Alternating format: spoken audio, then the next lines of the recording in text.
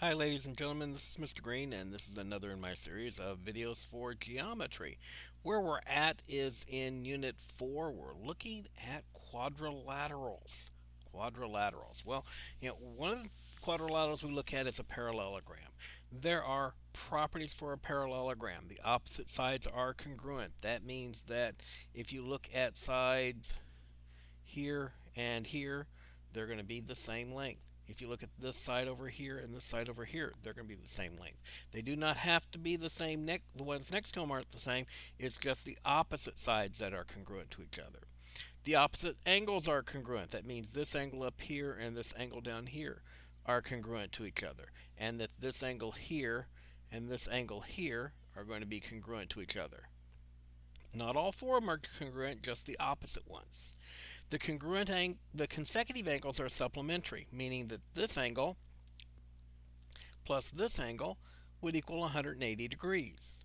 Now there's four sets of that, so I won't go into it too much, but they're identified right here. All four sets would be supplementary to each other. The diagonals bisect each other. Diagonals would be these things in here, and that means that they are just bisected. They do not necessarily equal each other. As a matter of fact, they will not in just a parallelogram, but they will be bisecting each other. That means they divide each other in half.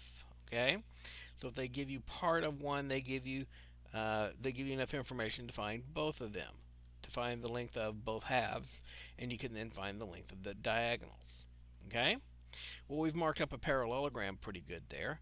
A rectangle has all the properties that a parallelogram has, plus the diagonals are going to be congruent to each other. So over here in the parallelogram, the diagonals were not necessarily congruent to each other, but here in a rectangle, the diagonals will be congruent to each other.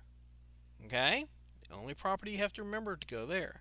For a rhombus, what you're going to have is that all four sides are going to be congruent to each other in a rhombus, but there's also a property about the diagonals you need to know. The diagonals make 90-degree corners. So if you see 90-degree corners in the corners of where the diagonals meet, that means that you could have a rhombus. Now there's one other shape that has 90-degree corners in the diagonals, and that's a kite. But a kite doesn't have four equal sides. It only has two pairs of equal sides. So you can tell them apart. Okay? Square.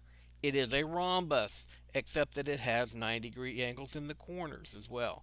Rhombuses don't. Rhombuses are lean to one side or the other normally. Kites or squares do have 90-degree angles in the corners. Okay? In rhombuses, the diagonals are not necessarily congruent to each other. In squares, the diagonals are congruent to each other. Okay? So you can keep those aware of where they stand in each one of those. Now, one of the things that, hey, wait a second, what's this? What's going on? Wait a second. That's supposed to start. Didn't. Pause. What's All this? right. Yeah. All right, listen. It's quadrilateral time. That's why I'm busting in your classroom, spitting this rhyme. Quadrilaterals. There are plenty of types: squares, rectangles, rhombuses, kites, trapezoids, semi-isosceles. Every shape different with its own properties. Find parallel sides. That's the way to start. You can use what you find to tell the shapes apart. Let me show you the way you can follow along. Just listen to these lyrics as I rap the song. No parallel sides? It could be a kite. Its diagonals meet at an angle that's right. If parallel sides are only one pair, then it can't be a rhombus, rectangle, or square. It's a trapezoid with legs and bases times two. If it's isosceles, we know two facts are true. Number one is the angles at the base. They got to be equal. That's a fact you can't erase. Number two, you can take it from me. Two sides are equal, that's geometry. Parallelograms, as you can see with your eyes, have two pairs of opposite parallel sides. Those sides are congruent, you can tell your mother, and their diagonals bisect each other.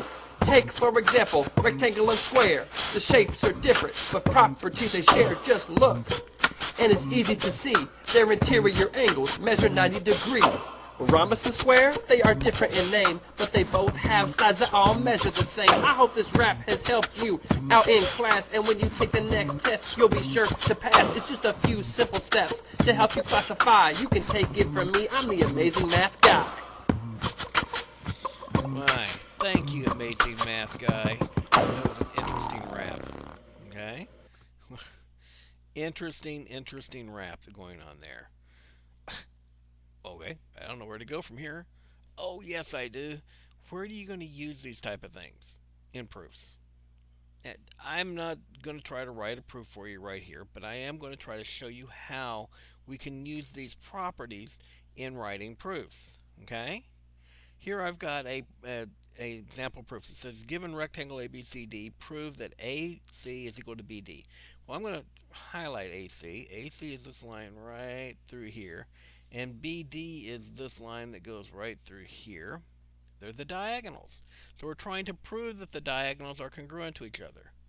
One way of doing this is to look at the triangles. So I'm going to look at the triangle right here, ADC. And I want to look at another triangle here.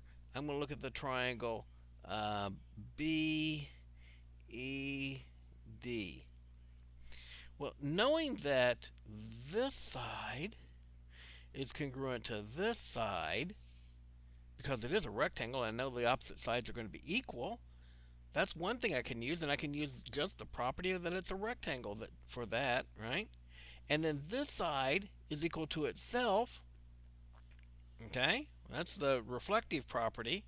I now have two triangles, and they have, well, they have a side in common, and they also have another side.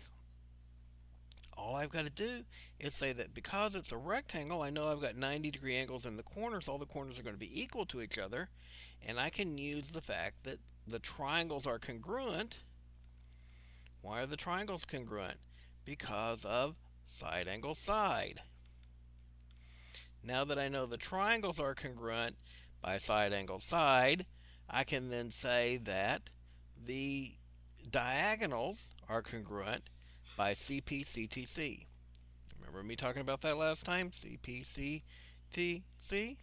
Congruent parts, or corresponding parts of congruent triangles are congruent. I proved the triangles were congruent. Now these corresponding parts are congruent.